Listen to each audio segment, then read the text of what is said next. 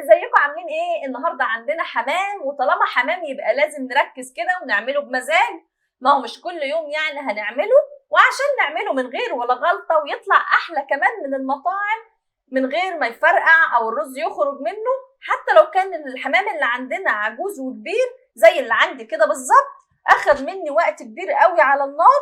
هقول لكم تعملوا ايه، بس ما تنسوش اللايك لان ده بيفرق معايا قوي وبيشجعني ان انا اكمل. يلا كده نبدا، ولو مش مشتركين في القناه يا ريت تشتركوا وتفعلوا جرس كل عشان يوصلكوا اشعارات بكل الوصفات. الحمام اللي عندي هنا اهو، غسلاه طبعا ومنضفاه كل حاجه. انا هنا كنت مفتحه تحت الجلد بوريكم اهو، بس سبت واحده عشان اوريها لكم ازاي بفتحه.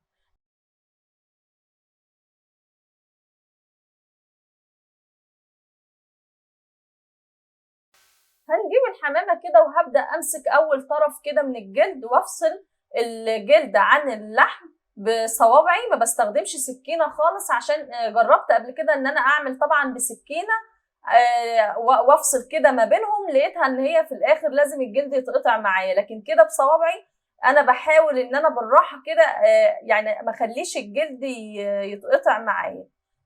بدخل صباع التاني من عند الزور وابدا ان انا كده اسلك كده وافصل لحد ما الاقي الجلد كله فصل معايا، عشان لما نحشيها بعد كده بالشكل ده كده. بصوا سهل قوي، بس اهم حاجه يعني بالصبر كده ما نستعجلش. دلوقتي نجهز الحشوه بتاعتنا. هنستعمل الكبد بس، القوانص هستخدمها بعد كده وانا بقفل بيها. هاخد الكبد وهبدا ان انا اقطعها قطع صغيره على قد ما نقدر يعني. وبعد كده في حله على النار هحط معلقه كده من السمنه، وهحط بقى بصلايه كده ونبدا ان احنا نشوحها. وبعدين هننزل بالكبده اللي احنا قطعناها بتاعه الحمام اللي عندي، الكميه اللي بتاعه الحمام كلها. هشوحهم شويه كده مع بعض لحد ما يتحمروا. بعد كده هحط ملح، فلفل اسود، وبابريكا، وكوبيبه صيني، وقرفه، وسبع بهارات. ما بستغناش عن القرفه خالص، بس برضو ما بكترش، بتدي معايا طعم حلو قوي للحشوه بتاعه الحمام وللرز اللي بقدمه مع الحمام. بعد كده هنقلب كده الغمقان ده طبعا عشان القرفه والتوابل اللي حطيناها. وبعد كده بنزل بالرز اللي عندي وببدا ان انا اديله تقليبتين كده، وبعد كده بزوده بالميه المغليه.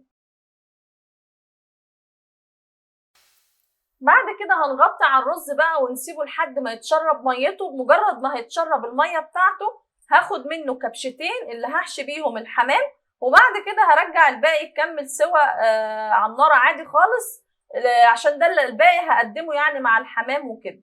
هبدا اخد بقى كده الحمام، المفروض كنت استنى برضو الرز يبرد شويه. هاخد الحمام وهبدا ان انا احشي كده، سواء هنحشي بقى من بطنه الاول او من الزور الاول مش هتفرق يعني، اي حاجه بنبدا بيها.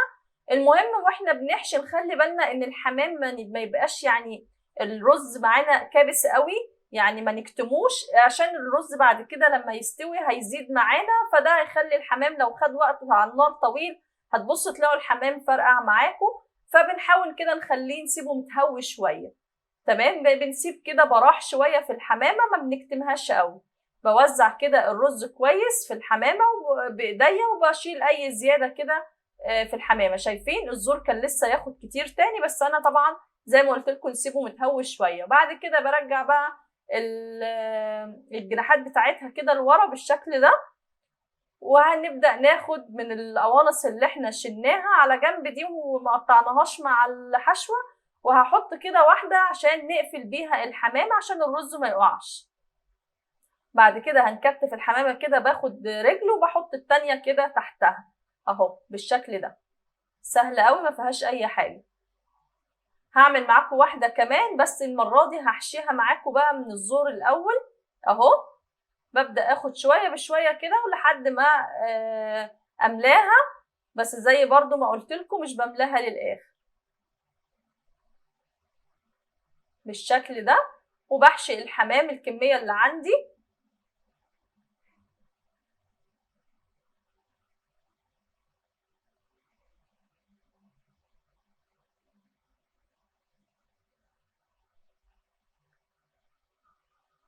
في الوقت ده وانا بحشي كده الحمام طبعا بكون حاطه ميه مغليه على النار عشان لما هنزل فيها الحمام بعد كده. اهو حشيت كده بطنها اهو.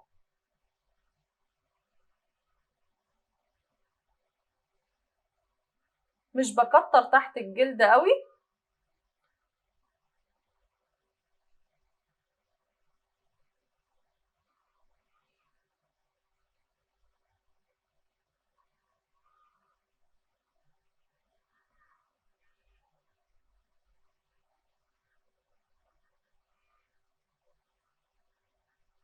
هخلص باقي الكمية بقى كده بنفس الطريقة.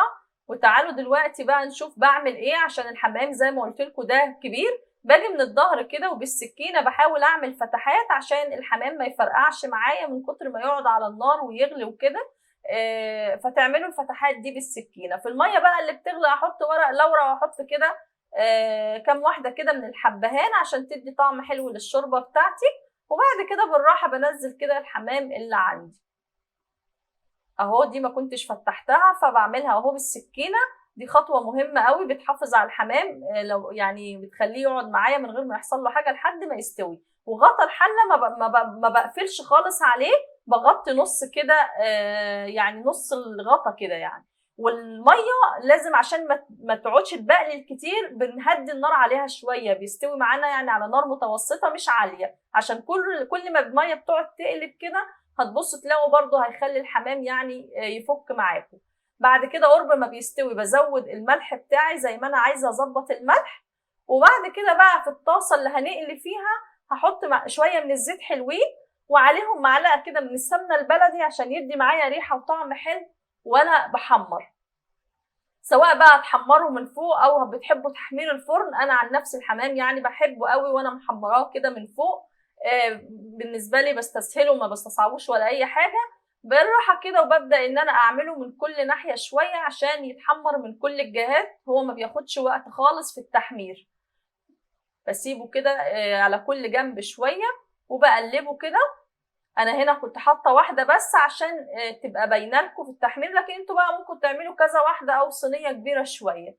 وبعد كده قدمته بقى جنب الرز باقي الرز اللي كنت بسويه اهو ده شكله.